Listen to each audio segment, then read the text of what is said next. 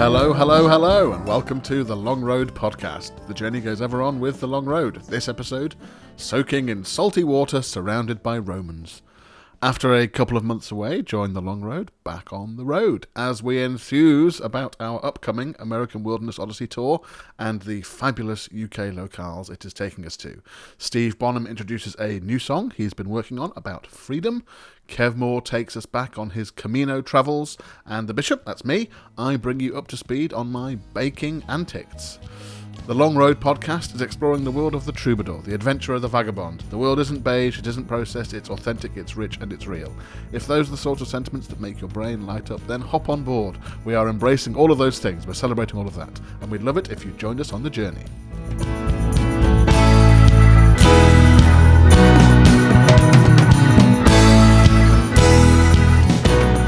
Greetings, I am Chris the Bish Lydon. Thanks for joining us once again. Well, it has been a slightly longer break than any of us intended. We've accidentally had 3.5 months away from the podcast. Probably necessary, really, to get some other things on track and all that jazz, but we are back. You'll hear about our main news in our three-way chat this episode, our American Wilderness Odyssey tour in September and October in the UK, taking the 15 songs from our 2019 to 2021 album project, American Wilderness Odyssey, out on the road, and a show weaving the songs and the stories together. Do join us if you can. All the dates and venues and ticket links are at the website, thelongroadband.net/gigs. We are so looking forward to getting out there and gigging again. Do come and support us if you can. Don't forget, if you like what we do, consider buying us a coffee at buymeacoffee.com/thelongroadband. So, in the impending nonsense chat between Steve, Kev and me, you get to hear how we've taken some evolutionary steps backwards in terms of our ability to speak English coherently. And if that wasn't the case in the previous series of the podcast, it certainly is now. So do enjoy that.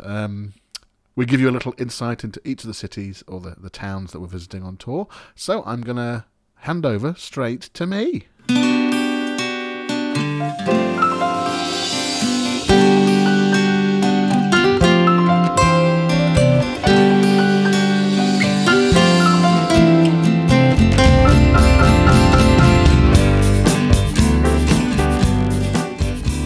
So here we are, the three of us, the Long Road, are together again for the first time in a little while.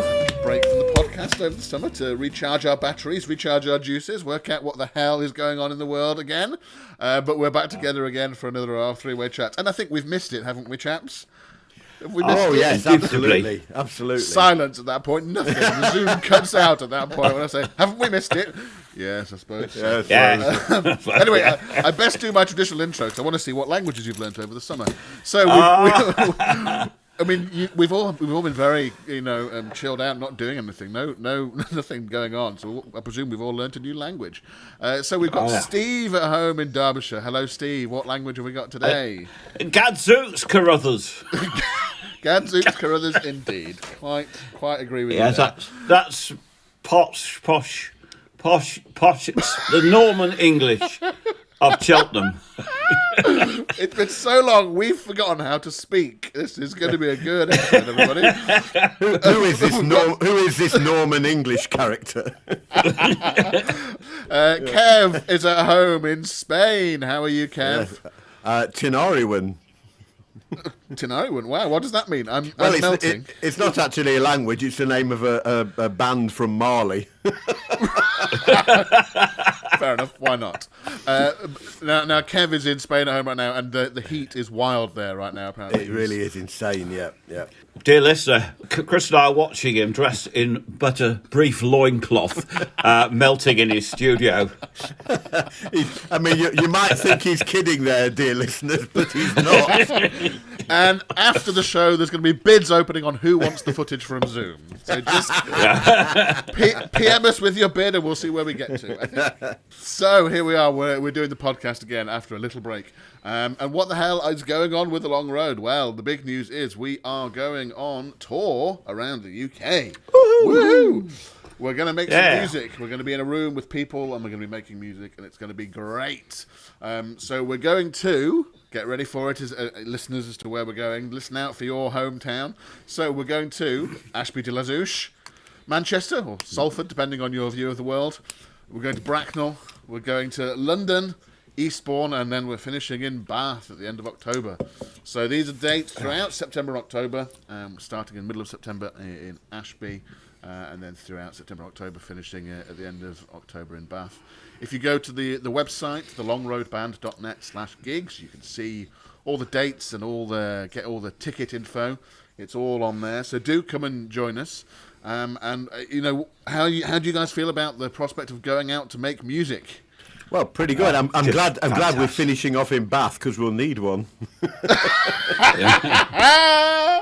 there we are. That's the podcast done. We don't need to record anymore. That's the funniest bit of it. Nailed it. Steve, one of those communal football bus. I'm feeling really good about it. We'll all be sitting somewhere in salty water surrounded by Romans. It'll be lovely. Yeah. Yeah. Very good, very good for the body and the mind. It is one of my favourite. It is one of my favourite towns in the country. Actually, I really do like Bath. It's a beautiful place. The Chapel Arts Centre venue is also a fabulous venue. So very much looking forward to going there. Is there a very famous sort of like tea shop there or something? Does that ring any bells? There probably is. I feel like there's a tea shop that people literally like queue out round the street to get. Oh yeah, you're about the Pump Room. Well, I don't know. Could Yeah, be. there's a famous. There is a very famous tea room like there. Yeah, outrageously famous. Like It people is, will yeah. like come from all over the world They to do. visit this That's right. tea I room. think- A bit like a southern Sweaty Betty's or whatever it is in Harrogate. What's the one in Harrogate? You'll get mixed up with Harrogate. Betty's tea rooms. Betty's Tea rooms. Yeah. I can't vouch for the for her perspiration qualities, but it is called Betty's Tea Rooms. Yeah. Betty's, yes. I'm getting the word. I'm getting a memory here from probably 20 years ago. Yeah. The name Sally Lunn's, is that anything to do with tea rooms? Oh, Sally Lunn's. I do know. I think there's a string quartet playing the one in Bath. Ah, right. Okay. I think it's famous for that. Yes. Well, listeners will write in and tell us what. Yeah. We'll be inundated. I'll have mail up to my thighs with corrections and infantry facts. I did do a quick Google of Bath just before we started the recording, just to see if there was anything that comes up. I did Google Bath funny facts or something, and the list that Google gave me, number one was Bath is a UNESCO World Heritage Site. Yeah, fine. It's not particularly funny. It's not funny, is it? And it gets worse from there. Number two, Charles Dickens once visited. Right, great. Right. That's a fascinating fact. Three, Bath has been in many films. Well, Oh yes. yeah, okay, yeah. Lots of places have been in films. This is great. But I think I'm it is famous for the Royal Terrace, isn't it? That yes, there is that very famous. Isn't that the one they featured in the Oliver thing? You know, who will buy my wonderful roses? Yeah. Oh wow, That's not bad for 10:30 in the morning, is it? But number 4 on this list did strike me, and I wondered whether it would work here. So number 4 was the funny fact was Uranus was discovered in Bath. Right. Now I'm choosing a particular pronunciation there, but somebody was obviously. Anyway, so that's Bath. That's where we're finishing the tour. We're finishing the Chapel Arts Centre in Bath. Let's go back a little bit. So where we're starting off is a place that's close to our hearts, Ashby de la Zouch. Yes, what do we know about Ashby de la Zouch? It's got a funny name. Yeah, it's a great name. Now, the best thing, I did look this up to remind just how, the best thing is the song Ashby de la Zouch by the Sea, Yes. which is a real song done by the Merry Macs. Oh. And it's written, I believe, the story I was told, because obviously Ashby de la Zouch is about as far from the sea as you can get in England.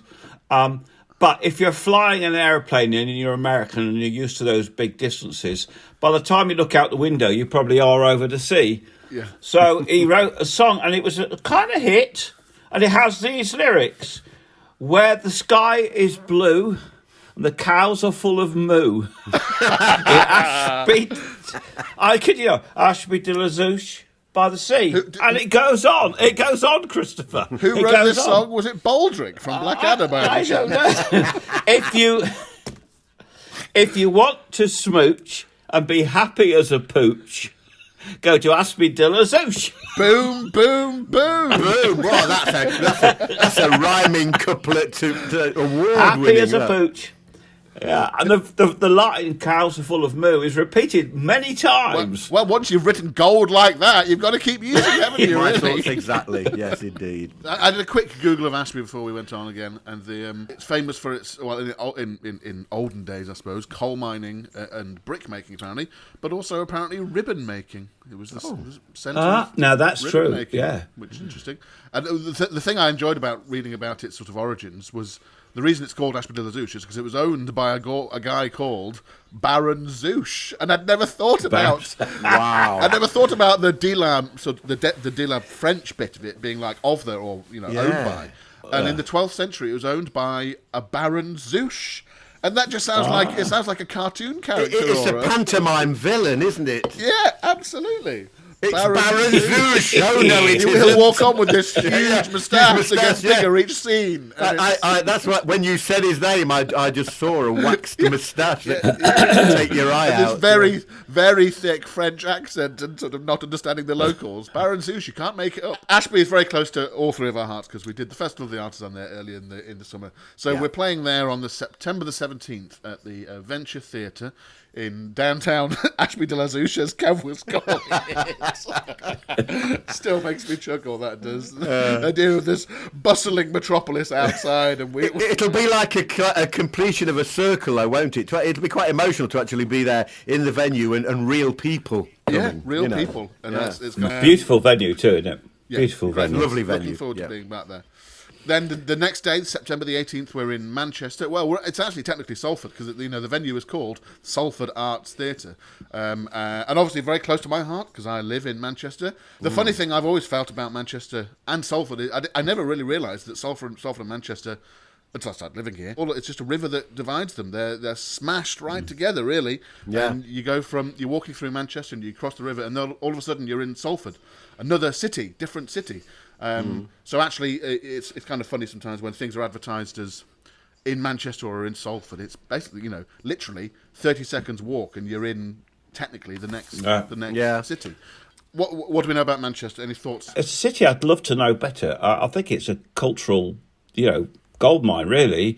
But all I can disgustingly think about it, there's the Halle Orchestra, and there was a very, very famous Chinese restaurant whose name escapes you now, but everyone in the country wanted to go there at one time. right. So that was... And the music, that's what you think about with Manchester, don't you? And it's very distinctive, Yeah, the music for me that's come out of it would be the Hollies, 10cc, Sad Cafe. They're the kind of bands that I like from that region. I played the Willows, which is a really large fancy venue attached to Salford Rugby Club many years ago. I think that's perhaps the last time I've been there, actually. I'm looking forward to it. I really am looking forward to it. So that's September the 18th at the Salford Arts Theatre, and we're playing there as part of the Greater Manchester Fringe. There's loads of events going on for that, so if you want to check that out, go to greatermanchesterfringe.com and you'll be able to see what else is going on. Get on the fringe action. Get in I guess we'll supporting be doing that. I guess we'll be doing that too. I want to have check out some of the other stuff. Should be fun up there. Yeah. Then we've got a couple of weeks of gap, and then we've got a little run, 3 dates together. So October the 6th, we're in Bracknell at the South Hill Park Arts Centre. Now, I'm going to throw this over to you two gentlemen. What do we know about Bracknell? I played a gig there last week. Oh, yes. What can I tell you about it? Hey, it was good. It was Acoustic Couch, and I was supporting Sandy McClelland, who we kind of got to know via the internet, and really enjoyed that. This place called the Acoustic Couch. So that was a good fun. It was good. I enjoyed that. But the only thing I can really remember is there seemed to be a lot of kebab vans. That's encouraging. That's fine by me. Now, you guys might be able to help me, but when I hear the name Bracknell, I think of two things, and neither of them may be true. But the first thing I think of is motorway services. And the second thing I think of is like some kind of television mast. But I'm probably wrong on both counts. I have no idea why those two things come into my mind at that point. Again, I looked into the origins of the place and what the words mean, because that's sort of how I roll. So Bracknell stems from basically there was a bloke called Bracker, and this area was there was a bracken heel, and a heel means sort of nook or corner. So Brackenhill was this bloke's part of the world, this bloke's little corner of the world. And Brackenhill, and a bit like, I don't know if you've heard this, and I don't know if it's apocryphal or not, but apparently the reason we have a and an as a sort of, what do you call that, the word before a word? Yes. The definite article or an indefinite article? One of those. Yeah. It's predisposition. It's an indefinite article. Indefinite one. Yeah. And so we say an apple, because Yes. apple begins with A. Yeah. But apparently, hundreds of years ago, it was a napple. It was a napple with Yes, an apple with an N, apparently. Wow. And the same thing's happened with Bracknell. Brackenhill Yeah. has turned into, Bracknell. It's a And contraction. It's a nell. contraction, Yeah, yes. it's things joined together.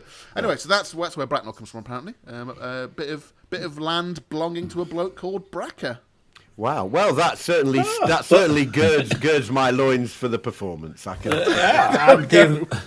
Well, we're all about people and place, aren't we? And it's just interesting sometimes. It's brilliant. That's great. The next date, Thursday the 7th of October, we are in London at an old haunt of ours called the Harrison in King's Cross. Yes. And we're looking forward to being back there and playing there. They've just had they've had their basement renovated, and it's now a Swish sort of live streaming studio. But they do gigs down there as well, so they do gigs and live stream it down there. So we're performing from the basement at the Harrison on the 7th of October. Again, tickets available on the website, thelongroadband.net/gigs. Now, here's a slightly open question for you all. What do we know about London? I was more going to ask you, why is the pub called the Harrison? Where does it derive its name? Oh. Because I don't know that.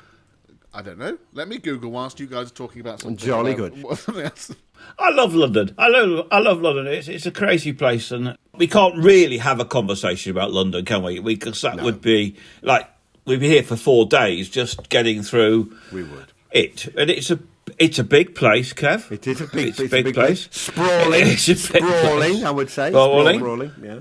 It's got an awful lot of people in it. Yeah. It has. When I was born, which happened a little while ago, it was the biggest city in the world. Wow. No, Yeah. that's Was it interesting. really? Dwarfed now by Mexico City and Sao Paulo and places like that. But yeah, it was the biggest city in the world. So looking up the Harrison, it looks like it's the building's probably been there since sort of the 1830s. Yes. Right. Can't quite work out whether it was a pub back then or not. There's a list of various people that have lived there, just like it changes hand every few years kind of thing.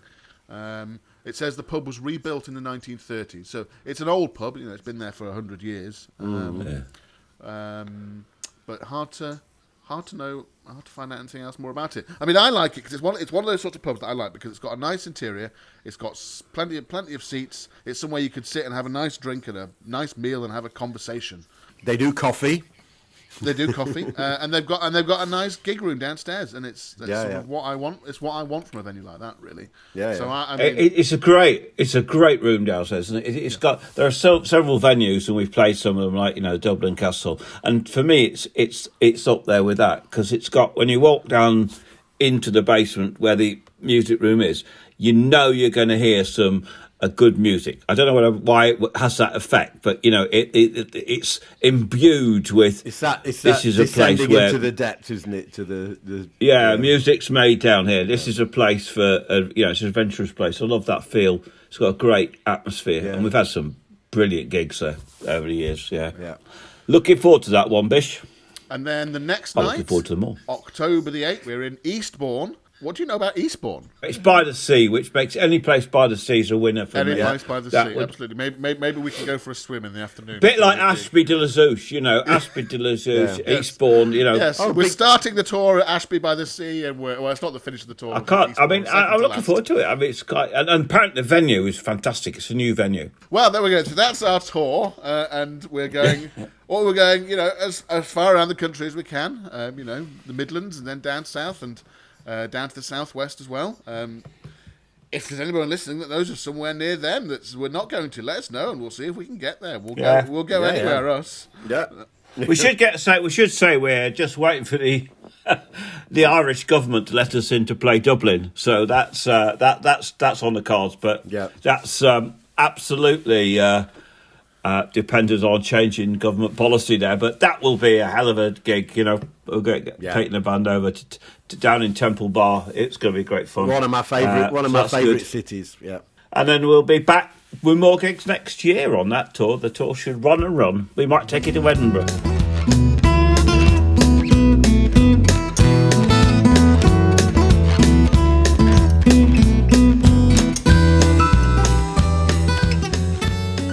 So back to songs in the mix. What have I been working on recently? Well, I've got several songs on the go for the boys to embrace with enthusiasm, or let quietly slip under the table, out to the door and down into the gutter. I don't know. I shall never know in advance where these things should go. It's funny writing these songs at home. Most of my songs, as you might know, come from directly and almost immediately out experience of travel, but I've been here for a while. So I guess that may be why this next song's about freedom. It's called, in fact, Freedom's on the Road to Growing Old. I've always been in love with people who've discovered themselves. I think the freedom to be yourself may be the hardest won freedom of all. People who are themselves, they dance to their own secret drum deep inside. You never know quite what's going on, but they surprise you. They seem to be able to let go of all that cloak of expectation and approval that so many of us end up wearing all the time. So I wrote this song because I believe as I enter my later years, one of the great gifts, apart from the need to wash your hair less often and certainly comb it very rarely, is that being yourself gets easier and easier and easier. And this song is about someone I met down the road.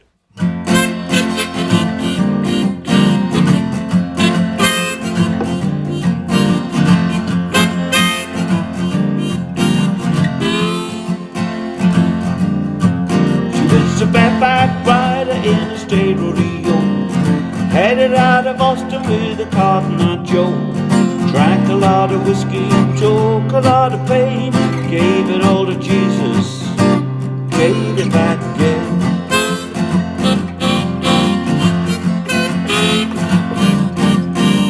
The crowd went wild when she was staying cool. I said, slow down, honey, you're breaking all the rules. Tell me your story, don't be misunderstood. I couldn't help for knowing you're bad or very good.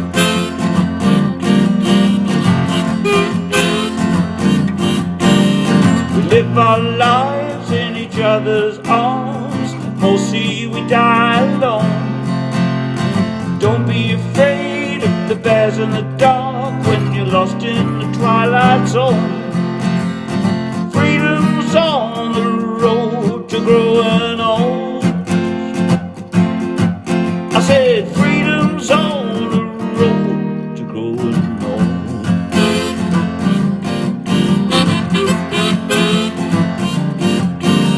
I'll tell you my story while I sit upon the spale. She told me about the time she got sprung out of jail.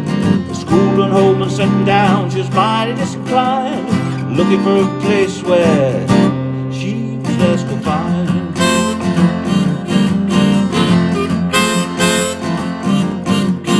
God, he gave me a car, I said thank you very much.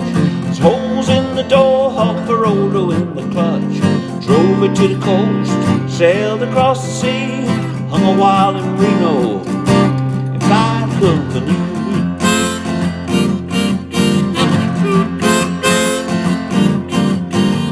We live our lives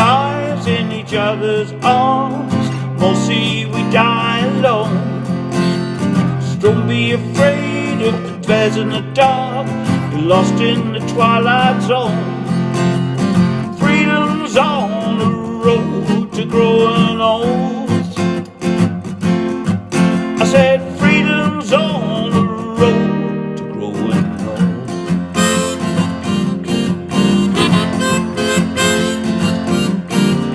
Gotta keep on moving, just don't know how to stop. You gotta keep believing, dream rise to the top. The world is just a rocking place, rolling round a fire, holding on to nothing more than a moment of desire.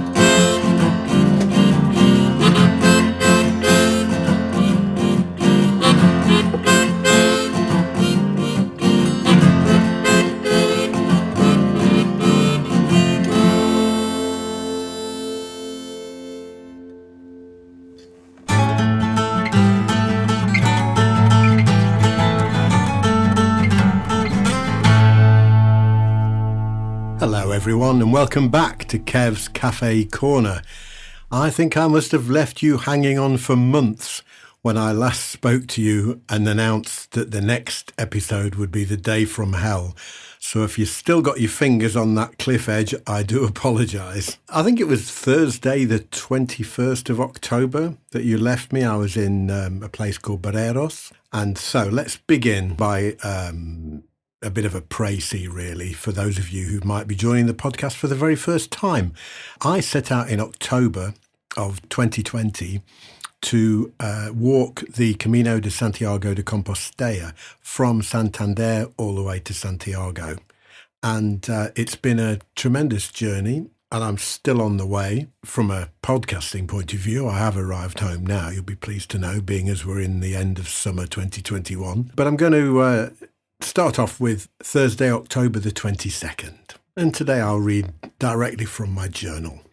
I have at least 25 kilometres to do today, the albergue being 4.5 kilometres past Mondonedo. I had an ominous message from the woman there saying that the kitchen was closed and there was nothing, capital letters, such as a pub, cafe, supermarket, etc. I remembered this was a place my German friend Rebecca had booked and cancelled. I thought about how desperate she was to get rid of seemingly all her possessions. Seemed a little obsessive. She'd abandoned her bike, bedroll, most everything, and the last I saw of her, she'd walked out of Ribadeo with a small backpack and nothing else. Anyway, I was resolved to make sure I had supplies for tonight and tomorrow morning, especially as I'd just finished my emergency porridge and peaches. The first leg of the day went well. No massive gradients, fine weather and nice views. I said farewell to the ocean and headed inland, having lunch in Lorenza. I estimate I have about 16 kilometres to go. Leaving the ocean behind was quite a powerful moment because it had been my constant companion. It was always there when I was getting a bit low, just to get a view of the sea. It was really helpful. So there was perhaps a little trepidation in the back of my mind as I headed inland. It's fair to say the day did not unfold as I would have wished. I found Mondonedo easily enough, but was getting a little sore and tired. However, I thought, no problem, only 4.5 kilometres to go. I found a local supermarket where I purchased some fruit, some juice and chocolate. The village where the hostel lay was not on the map. It was impossible to locate. I asked a guy in a petrol station and he gestured to the main road out of town. I contacted the woman at the hostel and said, what road was I on? After describing it, she said, that's probably right, but ask someone. She didn't seem concerned at all. As I started the climb up the main road out of town, I noticed a rather unusual black shell motif set into the pavement, the first of its kind I'd seen. It was a sign from the Camino and yet not. It had a darker vibe to it. I should have realised it was a portent. The hill was one of the worst I'd encountered on the Camino. It just kept going higher and higher. I must have covered 5 kilometres, still climbing. I sent the hostel a screenshot of where I was on my map. Is this near you? I asked. The message I got back was amazing. No, you are nearer to Aberdeen. That's tomorrow's destination.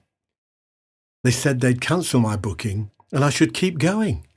I was losing light, my phone was down to 1%, and I was still climbing. I came across a bush shelter. I rested a moment, plugged my phone into the power pack and called the albergue in Aberdeen, which was over 2 hours walk away. The guy answered and apologised profusely, saying that he wasn't there and the hostel was closed as he had no pilgrims staying. Remember, this was in the height of the pandemic. He did suggest the one opposite, though, which was called Gontam. He assured me it was open. I phoned them several times and got only the answer phone. I decided to press on. Night fell. I got one of my solar-powered torches and tried to keep to the verge in the pitch black as lorries and cars thundered past me. I was getting cold now too. One foot in front of the other. That now familiar mantra. After an hour or so, I thought I glimpsed some lights in the distance. They eventually resolved themselves into a service station. I can't describe the way it felt, like an oasis in a desert. And joy of joys, it had a cafeteria. My mind was so addled by this point, I'd considered putting my tent up next to the forecourt, or, if the cafe was 24 hours, sleeping on a chair inside it. I bought a coffee and a pastry and plugged my phone into charge. The girl behind the counter was kind and relayed what I'd asked about the albergue. In the meantime, I tried the Gontan once again. This time, the guy answered. He didn't sound especially friendly, but the Spanish aren't known for their telephone manner. We tried to make each other understand. Eventually, I got that the albergue closed at 10. I thanked him and hung up. I looked at the time. 20:35. I paid for my coffee and hit the road. Although exhausted, I set myself a fast pace, grimacing with every step, but determined to get there in good time to check in and get a bed. I reached the area around 9:30 and could not find the albergue. I rang the guy a few more times, no answer. In despair, I wandered the village. It was a truly one-horse town. In the distance, on the main street, only one building seemed to have a light on. As I got nearer, it appeared to be a pub. My mind was pretty addled at this point. I went in and almost collapsed against the bar. "Albergues," I said. The barman shook his head. "No." "Hotels anywhere?" "Si," he said, still polishing glasses. "Donde? Where?" "Aquí. Here," he replied, absolutely deadpan. I could have kissed the guy. There was a hotel above the pub, and he checked me in. Saved.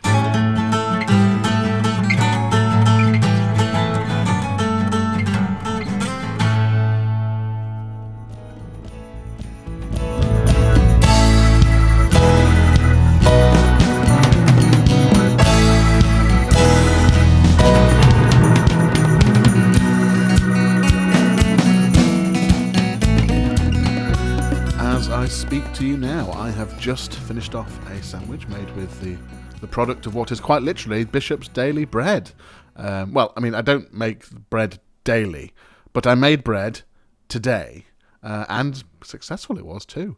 It's a nice sunny day here in Manchester, so just 45 minutes or so for the machine-mixed dough to rise in the bowl on the windowsill in the sun, and it had more than doubled, perhaps tripled in size. Now, I've never known, and I am yet to learn, whether tripling in size for bread dough, when it's proving it's bad, or whether you should only let it double. Anyway, a quick shape and into a tin for a final proof whilst the oven heats up. A good spray of water once it's in and baking, and 30 minutes later, delicious loaf.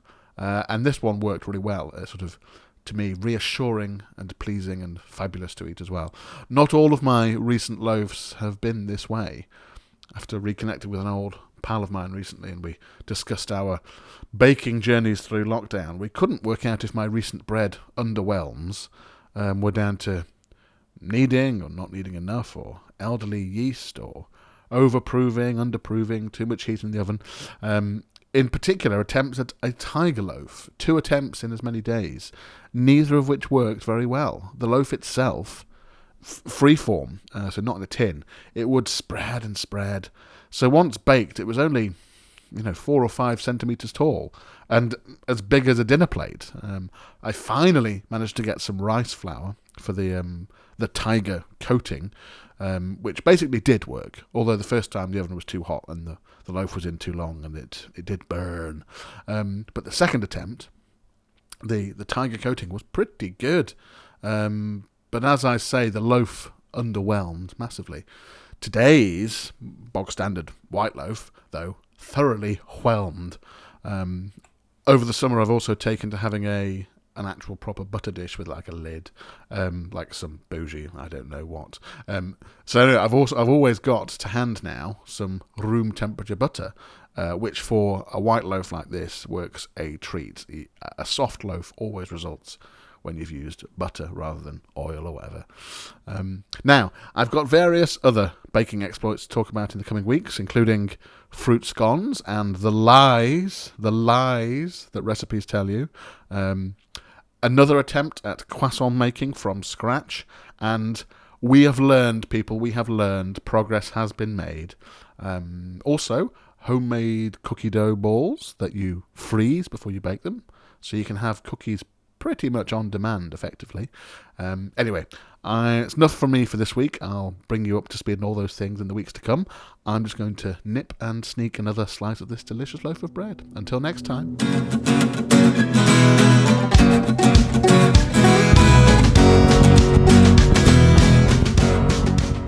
That's it for this week. Thank you for listening wherever in the world you are. Don't forget to subscribe to the podcast. We're on Apple Podcasts, SoundCloud, Spotify, Amazon Podcasts, and YouTube. The next episode will be out next Friday. If you fancy buying us a coffee, you can do so at buymeacoffee.com/thelongroadband. It's dead simple, just to drop us a few quid to support what we do. It even accepts Apple Pay and Google Pay. Super easy. All of our music and merch is on Bandcamp, where you can help support a positive ecosystem for the music industry. Downloads, streaming, vinyls, CDs, the companion book, it's all there. So just head to thelongroadband.bandcamp.com. We're on Patreon at patreon.com/thevagabondway. Big thank you to our Patreons and a special shout out to Orla Flynn, James Lydon, Stuart Lydon, Yvette Lydon and Trish Taylor. Thank you for your ongoing support. If you'd like to support us, become a Vagabonder. You'll get free digital stuff and merchandise in the post if you want it. Help us create something different, something that entertains and something that inspires others. Join us on the journey and release the vagabond within. Patreon.com/thevagabondway. Thank you once again, brave adventurers, vagabonds and explorers, for joining us on The Long Road. Remember, the world isn't beige. It's authentic, it's rich, and it's real. Embrace every last bit of it. Until next time, the journey goes ever on with The Long Road. Bye for now.